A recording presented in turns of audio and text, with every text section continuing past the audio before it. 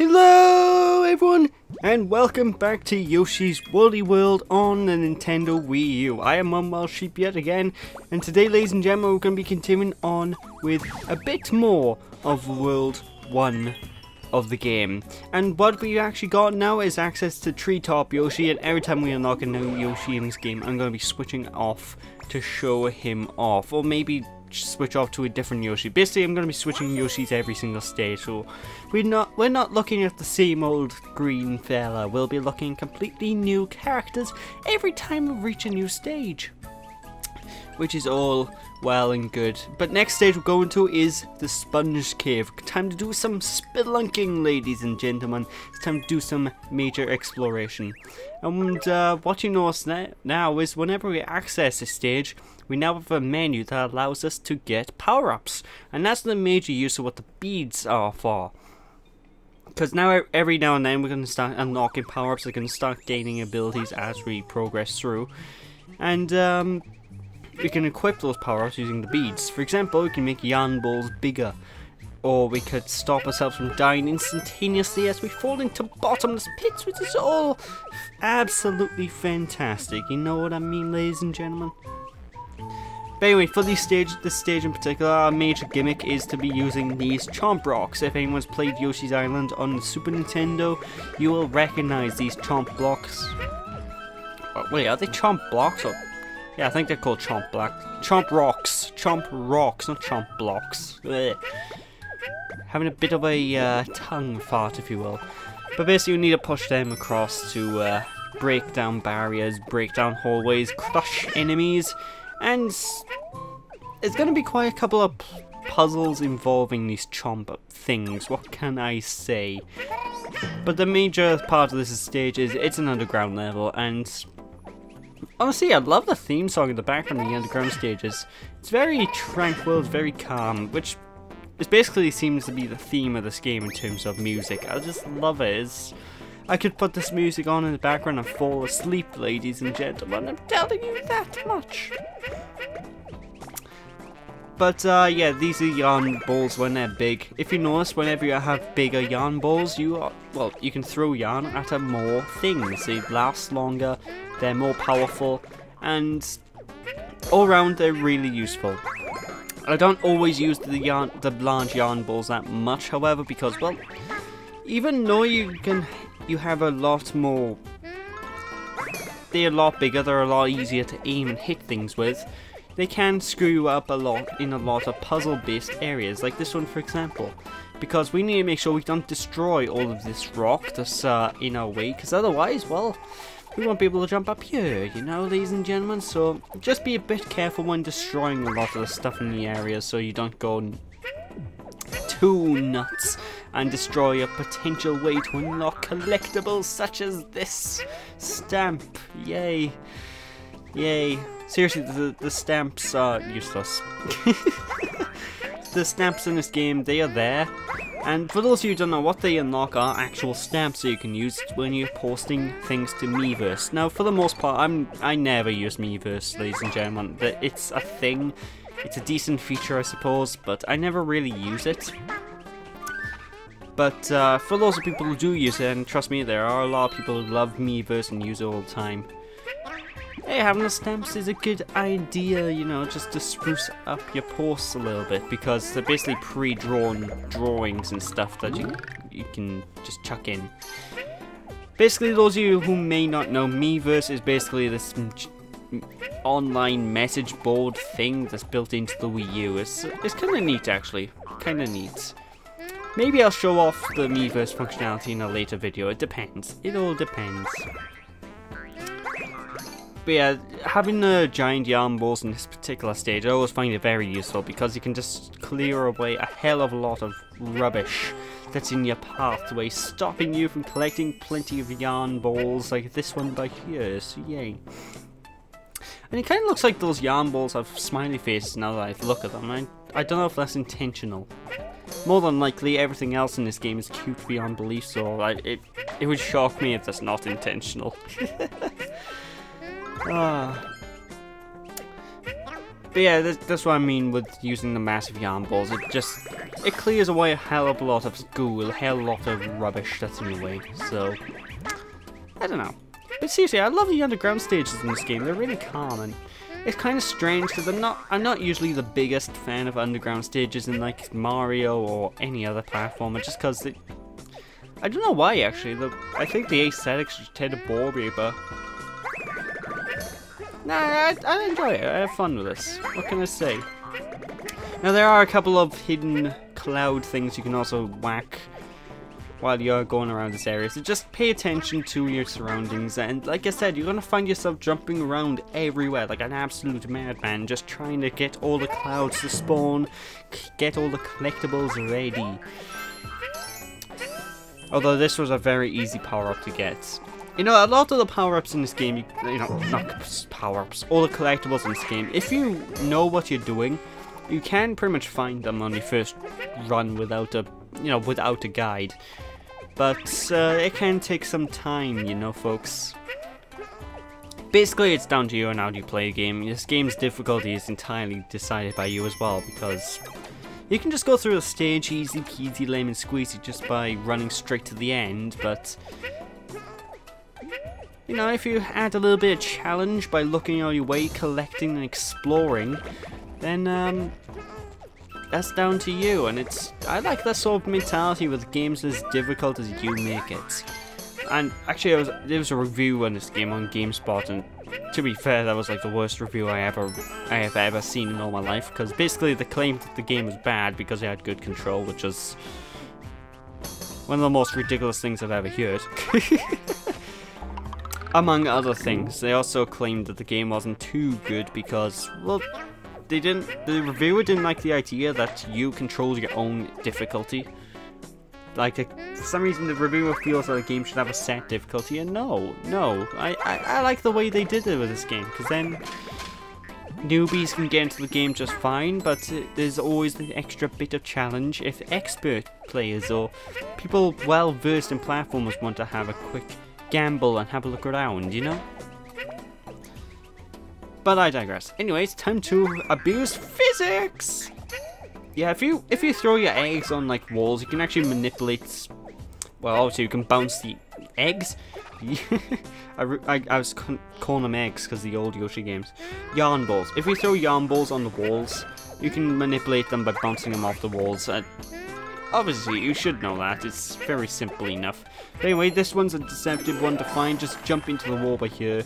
There's no real indicator you can go in there apart from there being one lone enemy, so just have a look around. What can I say? Like, the hidden wall, yarn collectibles and happy flowers tend to be the hardest ones to find because there's not always a clear indicator that there's a hidden wall at the area where a hidden wall is, you know, ladies and gentlemen. And these basically these rolls you can knock away with the wall balls. You can just jump into them as well, which will crumble them into pieces, which is always handy. Oh whoa, I saw a merge with that thing for a second there. Die, all of you, fear my rolling death. Oh, that's annoying. I think that's only a stamp thing anyways, ladies and gentlemen, so don't worry if you don't have any eggs. So this eggs, I keep calling them eggs, yarn balls at this point, but hey, no, I recommend picking up as many things as possible, you know? At the end of the day, what you're really going to get out of it is probably just more beads or stuff, but I don't know. But there we go, there's a stage over and done with. Why am I not pushing the A button to go through this faster? Eventually I start pushing the A button and go through the scoreboards faster. I don't know why I'm not doing it here, and probably just didn't realise at the time. But yeah, now it's time for another bonus game! Yay! Now, like the previous bonus game, a similar objective, we need to collect all of the fruits. However, this time we need to collect the fruits by throwing yarn balls at them. Basically, jump at these flowers. These flowers you'll be seeing a lot more later down the line in normal stages. And basically, the whole gist of these flowers is, well, they spell yarn balls. Jump into the yarn, you'll pick up said yarn, and you'll be able to throw the yarn. Ladies and gentlemen, it's all well and good. What can I say?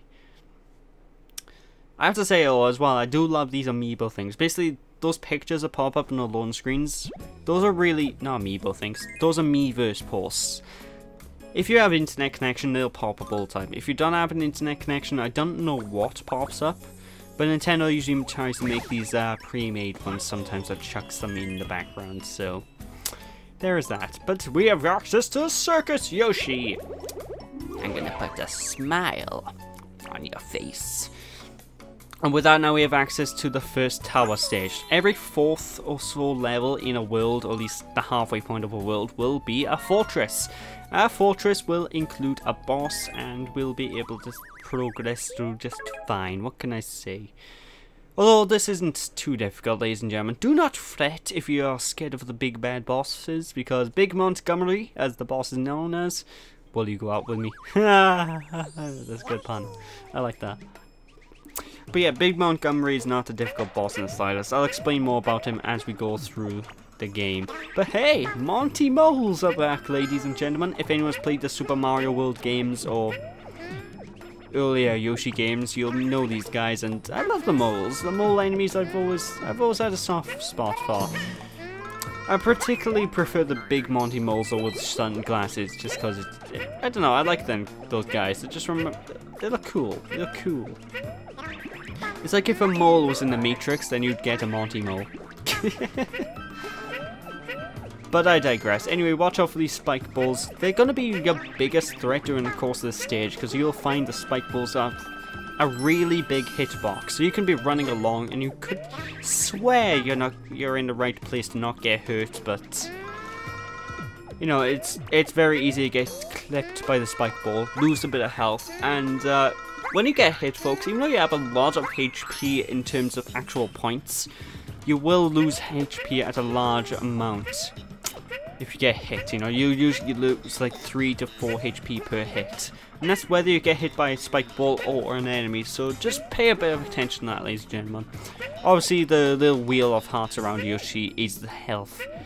I probably should have mentioned this in the first part, but I had so much more stuff to explain, ladies and gentlemen, you know? If I haven't explained something yet, just bear with me, I'll explain it in the future, you know? But basically you can pick up hearts and stuff as you progress through the stage, and they'll increase the little wheel around Yoshi, allowing you to take more hits, allowing you to progress further without getting 2 damage, you know. And don't fall into the lava. Lava bad. I don't think I really need to say that, but just in case, you know? Just in case. I kind of like the sort of music that's in the background of the stage, though, even though it does sort of sound... It sounds rather tribal now that I think about it, doesn't it? It could be... I don't know if you guys agree with me on that, but yeah, there we go. I don't like that one yarn piece. It's very awkward to get hold of. And that's actually a very easy one to miss. I know I missed that my first run through of the stage just because I didn't realize, oh, I can jump up on the Yoshi block. Oh. Would have been wise if I did that, but I'm not the sharpest Yoshi in the world, which makes sense. I mean, look at me, I'm made of wool. Gotta be pretty sharp if you want to fool me in the morning. But I digress. Anyway, if anyone's played a Valve game like Left 4 Dead, so not Left 4 Dead, like Half-Life for example, a lot of you guys will know that this what physics puzzles are like, because this game has a couple of them in the form of, well, basically these seesaw things. It's not often we see physics puzzles, but we're going to see a couple of platform-based puzzles as time goes on, and will you just grab the bloody happy flower? Come on! See, that's all I want to do. I just want to be happy. But no, you won't let me get it.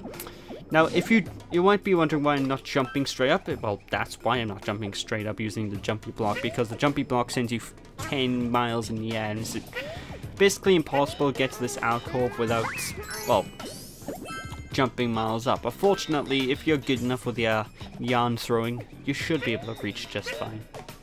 Hopefully.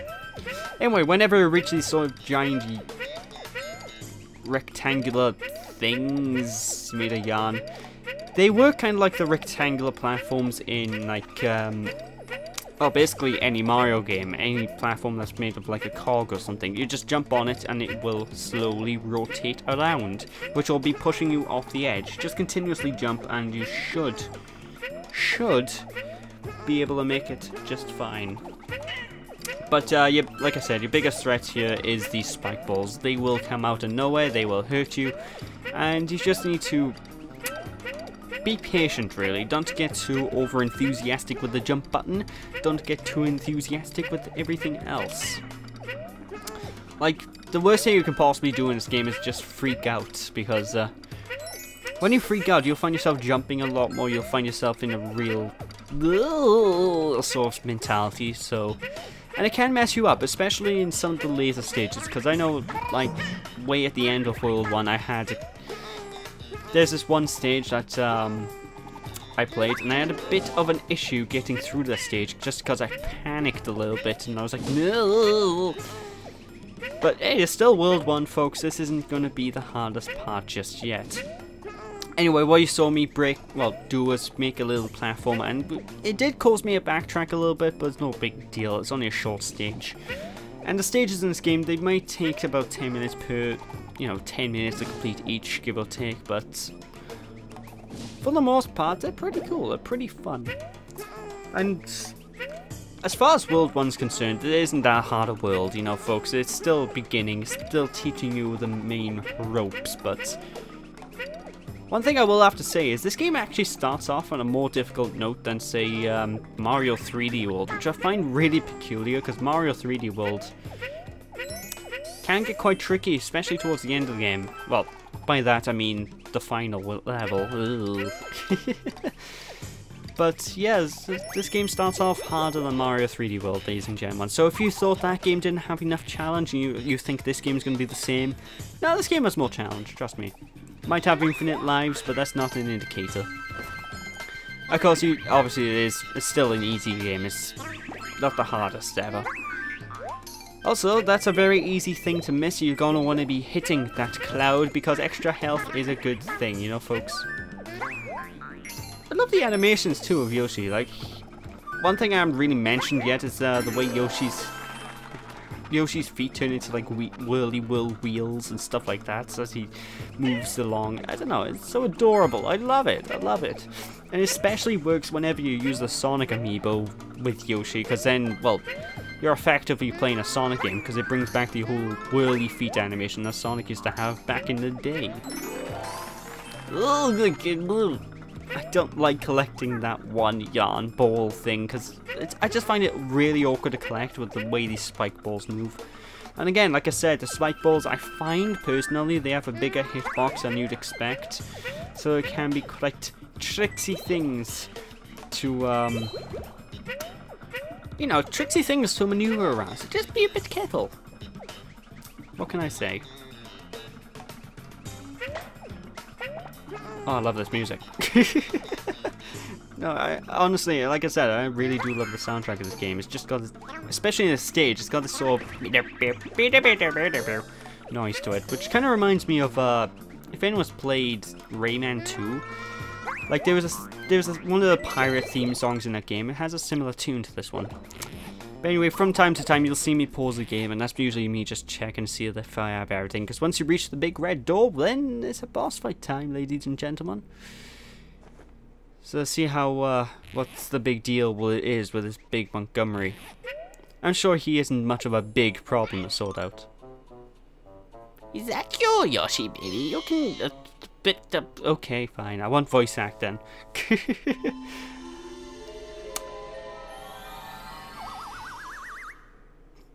Oh no, he is slightly bigger. Oh, whatever will I do? So yeah, this is the first boss of the game. He's a very easy boss, as you'd expect. Basically, he's going to start going in the background and climbing around. And whenever he jumps out of the background, he will ground pound the floor. Now, I like to jump, but I don't know if he actually hurts you if you land on the floor while you're standing there. But boop him on the head, and then when you booped him on the head, his weak point will come up. Ground pound him on his weak point by pushing down in the air, and you will initiate damage. Just rinse and repeat this like 3 to 4 times, and Big Montgomery is pretty much done and dusted. He's honestly, he's a really easy boss fight. You should not have any trouble beating him, you know? If you have trouble beating him, you're probably playing the wrong game. Although, to be fair, I had a harder time with him than I did with the actual boss of World 1, but that's just because I kept doing stupid mistakes. Like, I don't know I was trying to do that. It looks like I was trying to hug the spike ball, which is... That's something you want to do. Never want to hug a spike ball, ladies and gentlemen. There we go, after booping him a few times, after nibbling him on the buttocks, Big Montgomery is down and we have cleared the Tower of World 1. And that's basically, I always consider this to be the halfway points of each of the worlds. Like, oh god, 1 HP, that's miserable. Like, whenever I play these games, I always... Well, when I'm playing this game in this playthrough, I'm usually going to have like one recording session that ends every time I reach the halfway point of a world, because I don't want to time myself out too much, but... No. I love these little cards that are in the loan screens. I just... Like, if you see a lot of people on Miiverse, they can be really creative with the things that they are going to do with, like, in terms of pictures and stuff, because there's a lot of really talented artists on there. Like, the most I can ever do is stick figures. That's probably why I never really bother. But with that, we got Hot Cocoa Yoshi. Yay! I don't know why he's called Hot Cocoa Yoshi. I could have just called him Brown Yoshi and I would have been content with that, but... I don't know, I digress. But with that, ladies and gentlemen, that is it for this part. So thank you all for watching, hope you all enjoy, and when we return next time, we'll actually be swapping out to the Red Yoshi and continuing on with the rest of World 1. So yeah, thanks for watching, hope you all enjoyed, don't be stupid people, I'll catch you all then. Bye!